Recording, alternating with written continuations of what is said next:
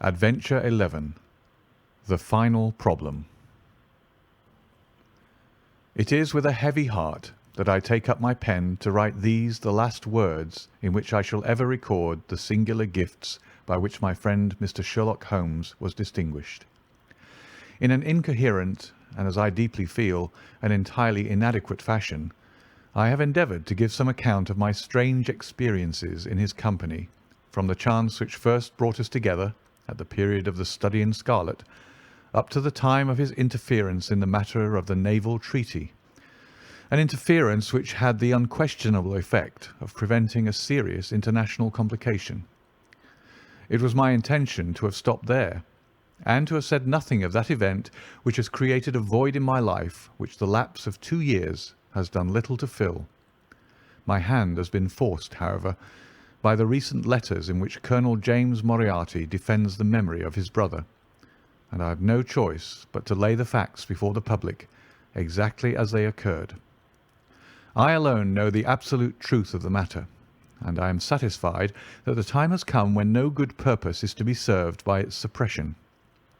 As far as I know, there have been only 3 accounts in the public press: that in the Journal de Genève on May 6, 1891, the Reuters dispatch in the English papers on May 7th, and finally the recent letter to which I have alluded.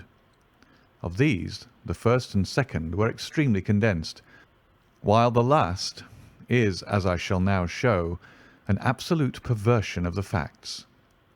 It lies with me to tell for the first time what really took place between Professor Moriarty and Mr. Sherlock Holmes. It may be remembered that after my marriage and my subsequent start in private practice, the very intimate relations which had existed between Holmes and myself became to some extent modified. He still came to me from time to time when he desired a companion in his investigation, but these occasions grew more and more seldom, until I find that in the year 1890 there were only 3 cases of which I retain any record. During the winter of that year and the early spring of 1891, I saw in the papers that he had been engaged by the French government upon a matter of supreme importance, and I received 2 notes from Holmes, dated from Narbonne and from Nîmes, from which I gathered that his stay in France was likely to be a long one.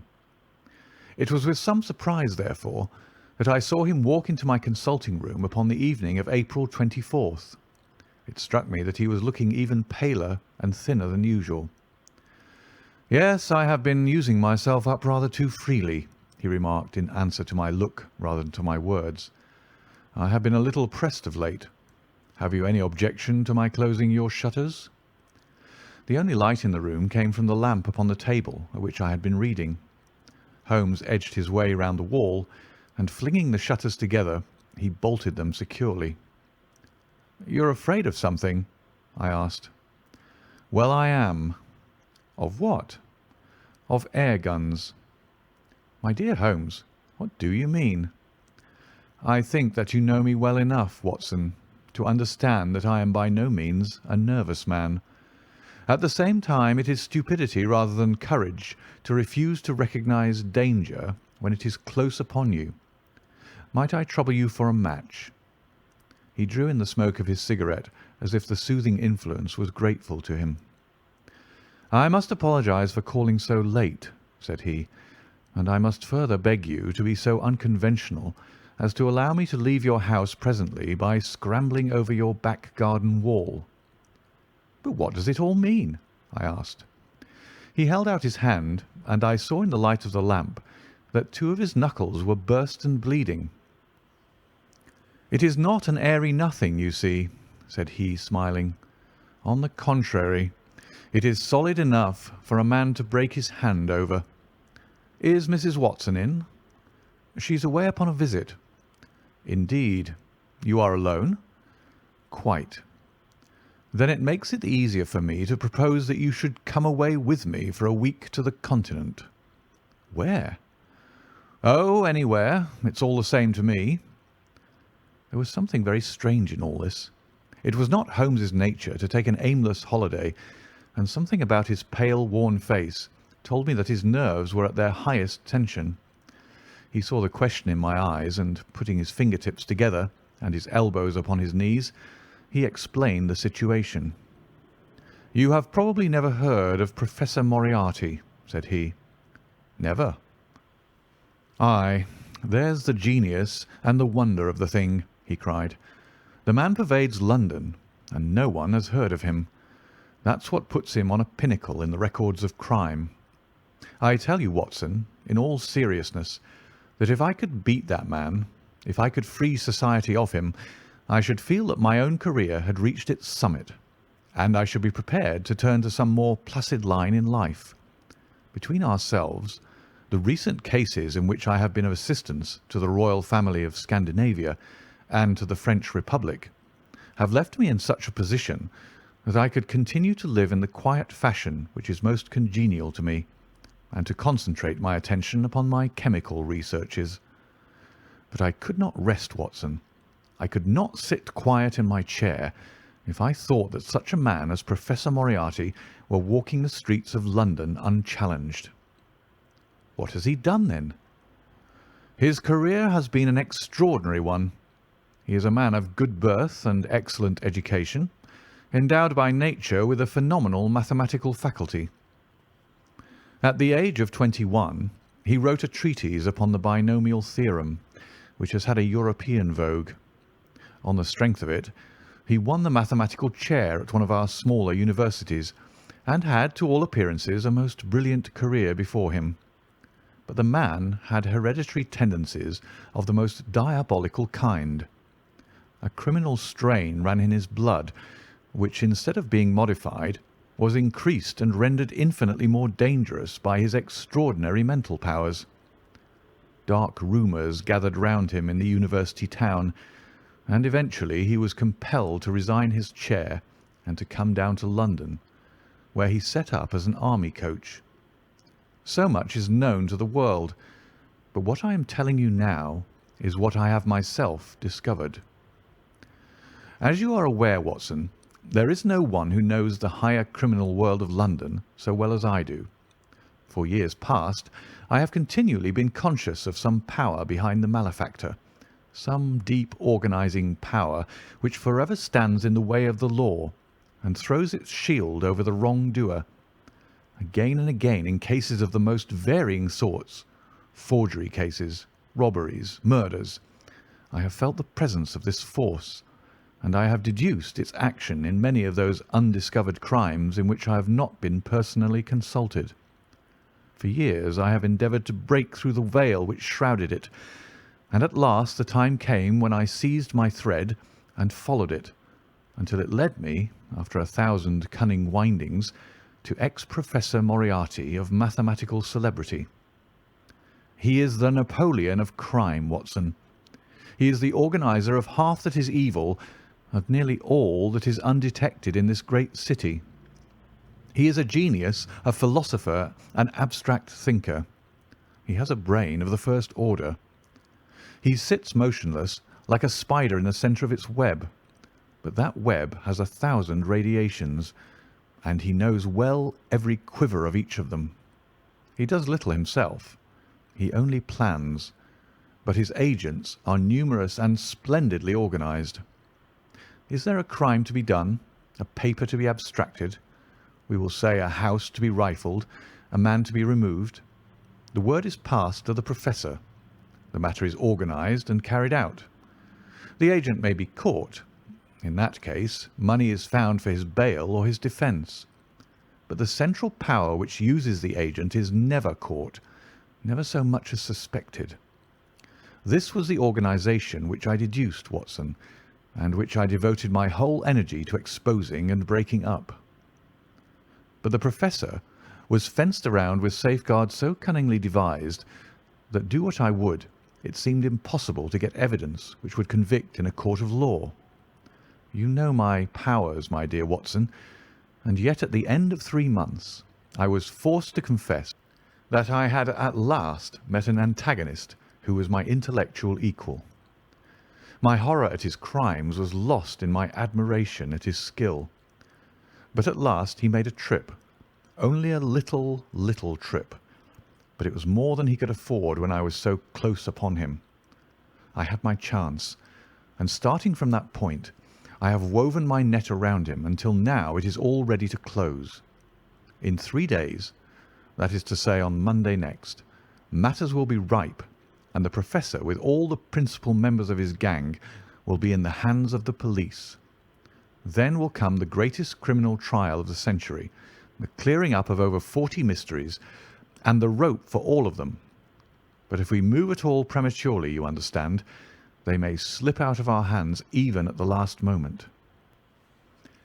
Now, if I could have done this without the knowledge of Professor Moriarty, all would have been well. But he was too wily for that. He saw every step which I took to draw my toils round him. Again and again he strove to break away, but I as often headed him off. I tell you, my friend, that if a detailed account of that silent contest could be written, it would take its place as the most brilliant bit of thrust and parry work in the history of detection.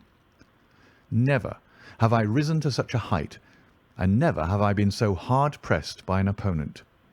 He cut deep, and yet I just undercut him. This morning the last steps were taken, and 3 days only were wanted to complete the business. I was sitting in my room thinking the matter over, when the door opened and Professor Moriarty stood before me. My nerves are fairly proof, Watson, but I must confess to a start when I saw the very man who'd been so much in my thoughts standing there on my threshold. His appearance was quite familiar to me. He is extremely tall and thin. His forehead domes out in a white curve, and his 2 eyes are deeply sunken in his head. He's clean-shaven, pale, and ascetic-looking, retaining something of the Professor in his features. His shoulders are rounded from much study, and his face protrudes forward, and is forever slowly oscillating from side to side in a curiously reptilian fashion.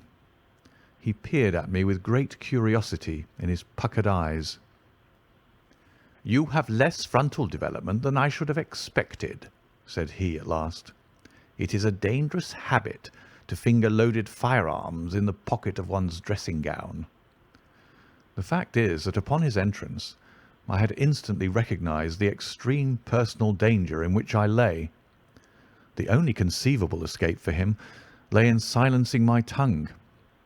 In an instant I had slipped the revolver from the drawer into my pocket and was covering him through the cloth. At this remark I drew the weapon out and laid it cocked upon the table. He still smiled and blinked, but there was something about his eyes which made me feel very glad that I had it there. "You evidently don't know me," said he. "On the contrary," I answered, "I think it is fairly evident that I do. Pray take a chair. I can spare you 5 minutes if you have anything to say." "All that I have to say has already crossed your mind," said he. "Then possibly my answer has crossed yours," I replied. "You stand fast?" "Absolutely." He clapped his hand into his pocket, and I raised the pistol from the table, but he merely drew out a memorandum book in which he had scribbled some dates. "You crossed my path on the 4th of January," said he. "On the 23rd you incommoded me.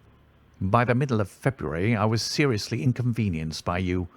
At the end of March I was absolutely hampered in my plans, and now at the close of April I find myself placed in such a position through your continual persecution that I am in positive danger of losing my liberty. The situation is becoming an impossible one." "Have you any suggestion to make?" I asked. "You must drop it, Mr. Holmes," said he, swaying his face about. "You really must, you know." "After Monday," said I. "Tut, tut," said he.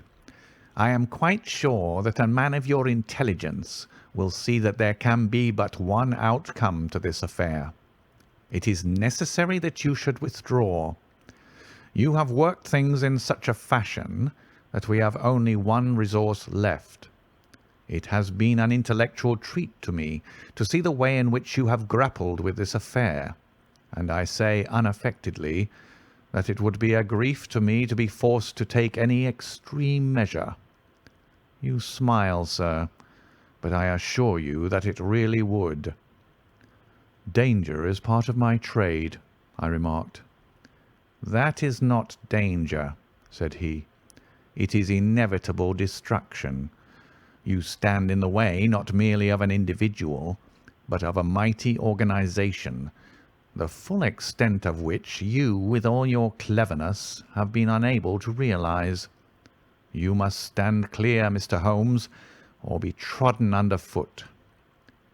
"I am afraid," said I, rising, "that in the pleasure of this conversation I am neglecting business of importance which awaits me elsewhere." He rose also and looked at me in silence, shaking his head sadly. "Well, well," said he at last, "it seems a pity, but I have done what I could. I know every move of your game. You can do nothing before Monday. It has been a duel between you and me, Mr. Holmes. You hope to place me in the dock. I tell you that I will never stand in the dock. You hope to beat me. I tell you that you will never beat me. If you are clever enough to bring destruction upon me, rest assured that I shall do as much to you." "You have paid me several compliments, Mr. Moriarty," said I. "Let me pay you one in return when I say that if I were assured of the former eventuality, I would, in the interests of the public, cheerfully accept the latter." "I can promise you the one, but not the other," he snarled, and so turned his rounded back upon me and went peering and blinking out of the room. That was my singular interview with Professor Moriarty. I confess that it left an unpleasant effect upon my mind. His soft, precise fashion of speech leaves a conviction of sincerity which a mere bully could not produce. Of course, you will say, why not take police precautions against him? The reason is that I am well convinced that it is from his agents the blow will fall. I have the best proofs that it would be so. "You've already been assaulted?" "My dear Watson, Professor Moriarty is not a man who lets the grass grow under his feet. I went out about midday to transact some business in Oxford Street. As I passed the corner which leads from Bentinck Street onto the Welbeck Street crossing, a two-horse van, furiously driven, whizzed round and was on me like a flash. I sprang for the footpath and saved myself by the fraction of a second. The van dashed round by Marylebone Lane and was gone in an instant. I kept to the pavement after that, Watson, but as I walked down Vere Street, a brick came down from the roof of one of the houses and was shattered to fragments at my feet. I called the police and had the place examined. There were slates and bricks piled up on the roof preparatory to some repairs, and they would have me believe that the wind had toppled over one of these. Of course, I knew better, but I could prove nothing. I took a cab after that and reached my brother's rooms in Pall Mall, where I spent the day. Now I have come round to you, and on my way I was attacked by a rough with a bludgeon. I knocked him down, and the police have him in custody, but I can tell you with the most absolute confidence that no possible connection will ever be traced between the gentleman upon whose front teeth I have barked my knuckles and the retiring mathematical coach, who is, I dare say, working out problems upon a blackboard 10 miles away. You will not wonder, Watson, that my first act on entering your rooms was to close your shutters, and that I have been compelled to ask your permission to leave the house by some less conspicuous exit than the front door. I had often admired my friend's courage, but never more than now, as he sat quietly checking off a series of incidents which must have combined to make up a day of horror. "You'll spend the night here?" I said. "No, my friend. You might find me a dangerous guest. I have my plans laid, and all will be well. Matters have gone so far now that they can move without my help as far as the arrest goes." though my presence is necessary for a conviction. It is obvious, therefore, that I cannot do better than get away for the few days which remain before the police are at liberty to act. It would be a great pleasure to me, therefore, if you would come on to the Continent with me." "The practice is quiet," said I, "and I have an accommodating neighbour. I should be glad to come." "And to start to-morrow morning?" "If necessary." "Oh, yes, it is most necessary. Then these are your instructions, and I beg, my dear Watson, that you will obey them to the letter, for you are now playing a double-handed game with me against the cleverest rogue and the most powerful syndicate of criminals in Europe. Now listen. You will dispatch whatever luggage you intend to take by a trusty messenger unaddressed to Victoria tonight. In the morning you will send for a hansom, desiring your man to take neither the first nor the second which may present itself. Into this hansom you will jump, and you will drive to the Strand end of the Lowther Arcade, handing the address to the cabman upon a slip of paper, with a request that you will not throw it away. Have your fare ready, and the instant that your cab stops, dash through the arcade, timing yourself to reach the other side at 9:15. You will find a small brougham waiting close to the curb, driven by a fellow with a heavy black cloak tipped at the collar with red. Into this you will step, and you will reach Victoria in time for the Continental Express. Where shall I meet you? At the station. The second first-class carriage from the front will be reserved for us.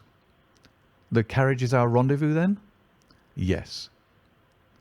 It was in vain that I asked Holmes to remain for the evening. It was evident to me that he thought he might bring trouble to the roof he was under, and that was the motive which impelled him to go.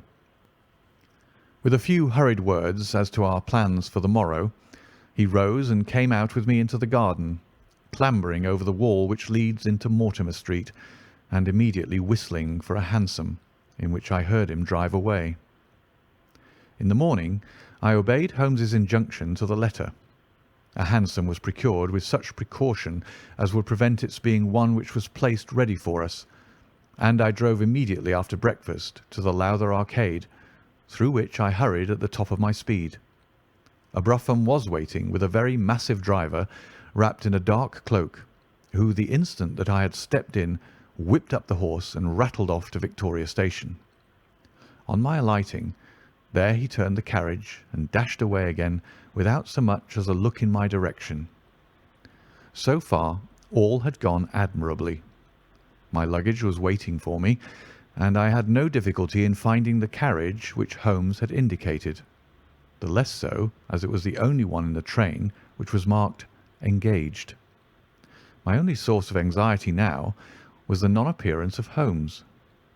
The station clock marked only 7 minutes from the time when we were due to start. In vain I searched among the groups of travellers and leave-takers for the lithe figure of my friend. There was no sign of him. I spent a few minutes in assisting a venerable Italian priest who was endeavouring to make a porter understand, in his broken English, that his luggage was to be booked through to Paris. Then, having taken another look around, I returned to my carriage, where I found that the porter, in spite of the ticket, had given me my decrepit Italian friend as a travelling companion. It was useless for me to explain to him that his presence was an intrusion, for my Italian was even more limited than his English. So I shrugged my shoulders resignedly and continued to look out anxiously for my friend. A chill of fear had come over me, as I thought that his absence might mean that some blow had fallen during the night. Already the doors had all been shut and the whistle blown when— "My dear Watson," said a voice, "you have not even condescended to say good morning." I turned in uncontrollable astonishment. The aged ecclesiastic had turned his face towards me. For an instant the wrinkles were smoothed away, the nose drew away from the chin, the lower lips ceased to protrude, and the mouth to mumble. The dull eyes regained their fire, the drooping figure expanded. The next, the whole frame collapsed again, and Holmes had gone as quickly as he had come. "Good heavens!" I cried. "How you startle me!" "Every precaution is still necessary," he whispered. "I have reason to think that they are hot upon our trail. Ah, there is Moriarty himself." The train had already begun to move as Holmes spoke. Glancing back, I saw a tall man pushing his way furiously through the crowd and waving his hand as if he desired to have the train stopped. It was too late, however, for we were rapidly gathering momentum, and an instant later had shot clear of the station. "With all our precautions, you see that we have cut it rather fine," said Holmes, laughing. He rose, and throwing off the black cassock and hat which had formed his disguise, he packed them away in a handbag. "Have you seen the morning paper, Watson?" "No." "You haven't seen about Baker Street, then?" "Baker Street?" "They set fire to our rooms last night. No great harm was done." "Good heavens, Holmes, this is intolerable." "They must have lost my track completely after their bludgeon man was arrested. Otherwise, they could not have imagined that I had returned to my rooms. They have evidently taken the precaution of watching you, however, and that is what has brought Moriarty to Victoria." "You could not have made any slip in coming?" "I did exactly what you advised." "Did you find your brougham?" "Yes, it was waiting." "Did you recognize your coachman?" "No." "It was my brother Mycroft. It is an advantage to get about in such a case without taking a mercenary into your confidence. But we must plan what we are to do about Moriarty now. As this is an express, and as the boat runs in connection with it, I should think we've shaken him off very effectively." "My dear Watson, you evidently did not realize my meaning when I said that this man may be taken as being quite on the same intellectual plane as myself. You do not imagine that if I were the pursuer I should allow myself to be baffled by so slight an obstacle. Why, then, should you think so meanly of him? What will he do?" "What I should do." "What would you do, then?" "Engage a special." "But it must be late." "By no means. This train stops at Canterbury, and there is always at least a quarter of an hour's delay at the boat. He will catch us there." "One would think that we were the criminals. Let us have him arrested on his arrival." "It would be to ruin the work of 3 months. We should get the big fish, but the smaller would dart right and left out of the net. On Monday we should have them all. No, an arrest is inadmissible." "What then?" "We shall get out at Canterbury." "And then?" "Well, then we must make a cross-country journey to Newhaven, and so over to Dieppe. Moriarty will again do what I should do. He will get on to Paris, mark down our luggage, and wait for 2 days at the depot. In the meantime we shall treat ourselves to a couple of carpet-bags, encourage the manufacturers of the countries through which we travel, and make our way at our leisure into Switzerland via Luxembourg and Basel. At Canterbury, therefore, we alighted, only to find that we should have to wait an hour before we could get a train to Newhaven. I was still looking rather ruefully after the rapidly disappearing luggage van which contained my wardrobe, when Holmes pulled my sleeve and pointed up the line. "All ready, you see," said he. Far away, from among the Kentish woods, there rose a thin spray of smoke. A minute later a carriage and engine could be seen flying along the open curve which leads to the station. We had hardly time to take our place behind a pile of luggage when it passed with a rattle and a roar, beating a blast of hot air into our faces. "There he goes," said Holmes, as we watched the carriage swing and rock over the points. "There are limits, you see, to our friend's intelligence. It would have been a coup de maître had he deduced what I would deduce and acted accordingly." "And what would he have done had he overtaken us?" "There cannot be the least doubt that he would have made a murderous attack upon me. It is, however, a game at which two may play. The question now is whether we should take a premature lunch here or run our chance of starving before we reach the buffet at Newhaven. We made our way to Brussels that night and spent 2 days there, moving on upon the third day as far as Strasbourg. On the Monday morning, Holmes had telegraphed to the London police, and in the evening we found a reply waiting for us at our hotel. Holmes tore it open, and then with a bitter curse hurled it into the grate. "I might have known it," he groaned. "He has escaped." "Moriarty?" "They have secured the whole gang with the exception of him. He has given them the slip. Of course, when I had left the country there was no one to cope with him, but I did think that I had put the game in their hands. I think that you had better return to England, Watson." "Why?" "Because you will find me a dangerous companion now. This man's occupation is gone. He is lost if he returns to London. If I read his character right, he will devote his whole energies to revenging himself upon me. He said as much in our short interview, and I fancy that he meant it. I should certainly recommend you to return to your practice." It was hardly an appeal to be successful with one who was an old campaigner as well as an old friend. We sat in the Strasbourg salle à manger, arguing the question for half an hour, but the same night we had resumed our journey and were well on our way to Geneva. For a charming week we wandered up the valley of the Rhone, and then, branching off at Leuc, we made our way over the Gemmi Pass, still deep in snow, and so by way of Interlaken to Meiringen.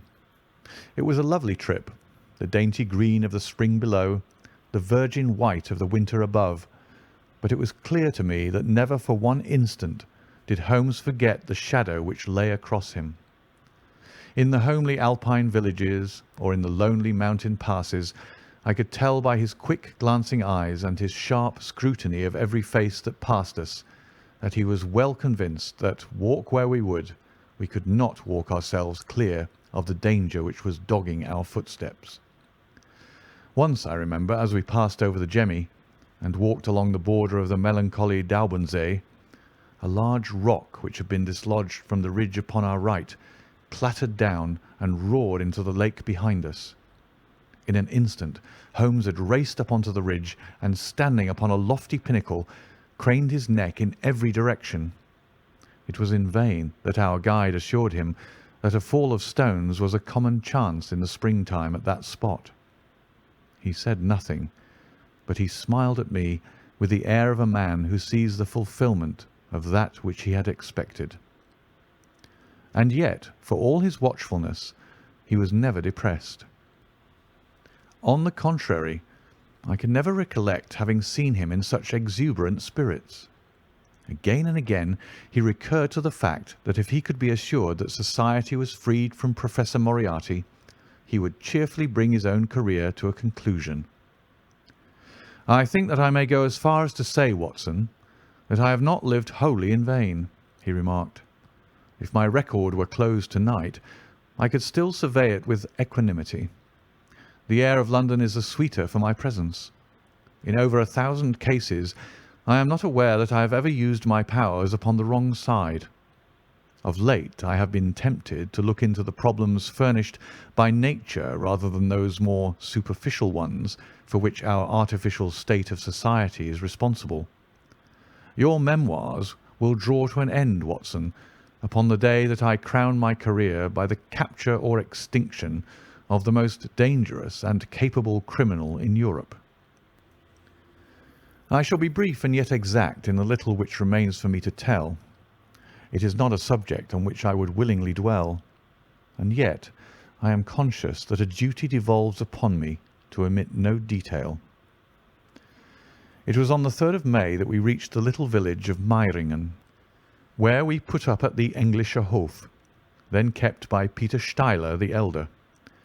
Our landlord was an intelligent man and spoke excellent English, having served for 3 years as waiter at the Grosvenor Hotel in London. At his advice, on the afternoon of the 4th, we set off together, with the intention of crossing the hills and spending the night at the hamlet of Rosenlaui. We had strict injunctions, however, on no account to pass the falls of Reichenbach, which are about halfway up the hill, without making a small detour to see them. It is indeed a fearful place. The torrent, swollen by the melting snow, plunges into a tremendous abyss, from which the spray rolls up like the smoke from a burning house. The shaft into which the river hurls itself is an immense chasm, lined by glistening coal-black rock, and narrowing into a creaming, boiling pit of incalculable depth, which brims over and shoots the stream onward over its jagged lip. The long sweep of green water, roaring forever down, and the thick flickering curtain of spray, hissing forever upward, turn a man giddy with their constant whirl and clamour. We stood near the edge, peering down at the gleam of the breaking water far below us against the black rocks, and listening to the half-human shout which came booming up with the spray out of the abyss. The path has been cut halfway round the fall to afford a complete view, but it ends abruptly, and the traveller has to return as he came. We had turned to do so when we saw a Swiss lad come running along it with a letter in his hand. It bore the mark of the hotel which we had just left, and was addressed to me by the landlord.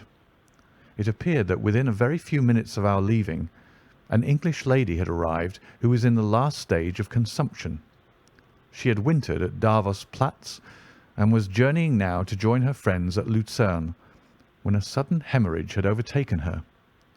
It was thought that she could hardly live a few hours, but it would be a great consolation to her to see an English doctor, and if I would only return, etc. The good Steiler assured me in a postscript that he would himself look upon my compliance as a very great favour, since the lady absolutely refused to see a Swiss physician, and he could not but feel that he was incurring a great responsibility. The appeal was one which could not be ignored. It was impossible to refuse the request of a fellow countrywoman dying in a strange land.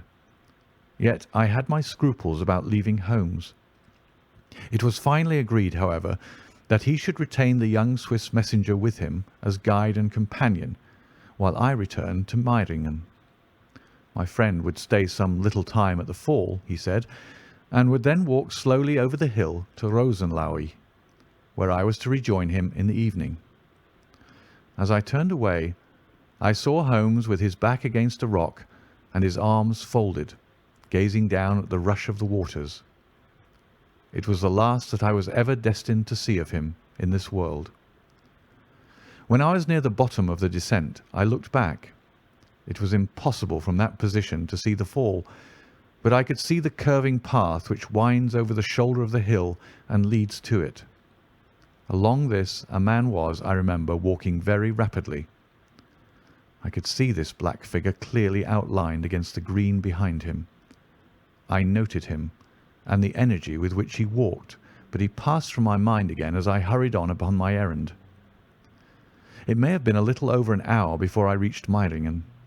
Old Steiler was standing at the porch of his hotel. "Well," said I, as I came hurrying up, "I trust that she is no worse."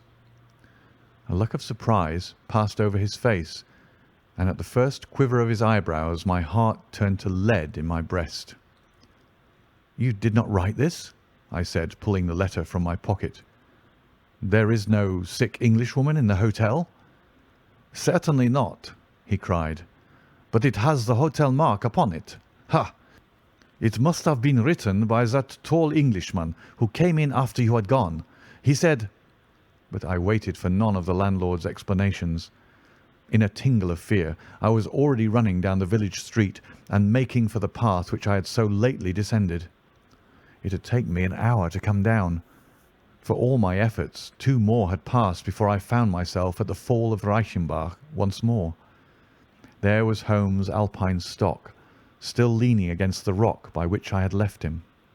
But there was no sign of him, and it was in vain that I shouted. My only answer was my own voice reverberating in a rolling echo from the cliffs around me. It was the sight of that Alpine stock which turned me cold and sick. He had not gone to Rosenlaui then. He had remained on that 3-foot path, with sheer wall on one side and sheer drop on the other, until his enemy had overtaken him. The young Swiss had gone too.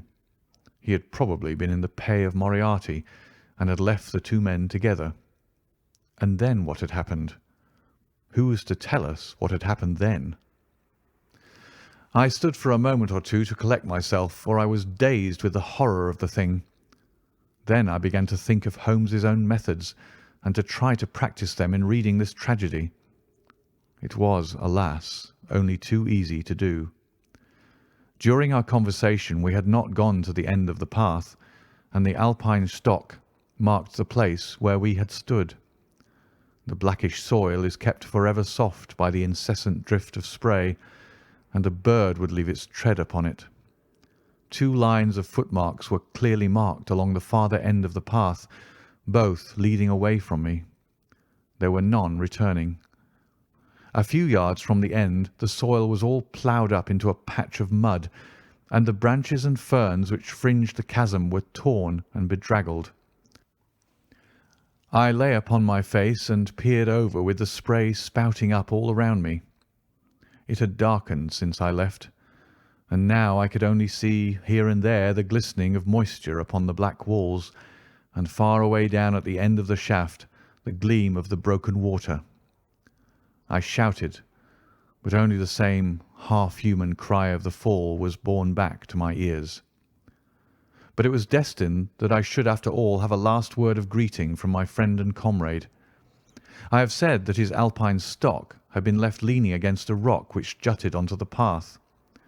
From the top of this boulder the gleam of something bright caught my eye, and raising my hand I found that it came from the silver cigarette case which he used to carry.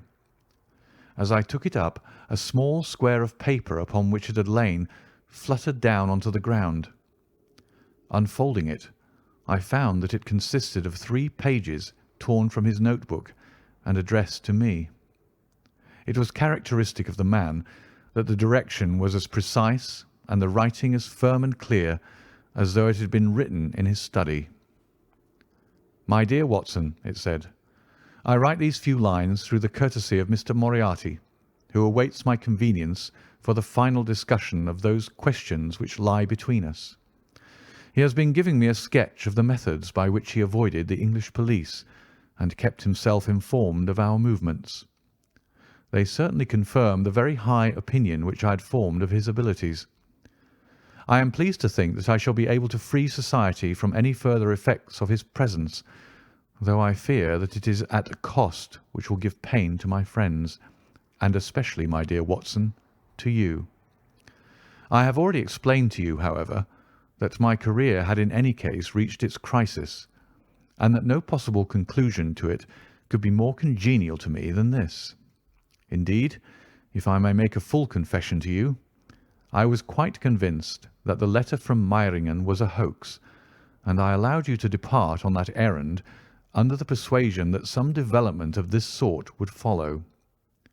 Tell Inspector Patterson that the papers which he needs to convict the gang are in pigeonhole M, done up in a blue envelope and inscribed Moriarty. I made every disposition of my property before leaving England, and handed it to my brother Mycroft. Pray give my greetings to Mrs. Watson, and believe me to be, my dear fellow, very sincerely yours, Sherlock Holmes. A few words may suffice to tell the little that remains. An examination by experts leaves little doubt that a personal contest between the 2 men ended, as it could hardly fail to end in such a situation, in their reeling over, locked in each other's arms. Any attempt at recovering the bodies was absolutely hopeless, and there, deep down in that dreadful cauldron of swirling water and seething foam, will lie for all time the most dangerous criminal and the foremost champion of the law of their generation. The Swiss youth was never found again, and there can be no doubt that he was one of the numerous agents whom Moriarty kept in his employ. As to the gang, it will be within the memory of the public how completely the evidence which Holmes had accumulated exposed their organisation, and how heavily the hand of the dead man weighed upon them. Of their terrible chief, few details came out during the proceedings, and if I have now been compelled to make a clear statement of his career, it is due to those injudicious champions who have endeavoured to clear his memory by attacks upon him whom I shall ever regard as the best and the wisest man whom I have ever known. End of the final problem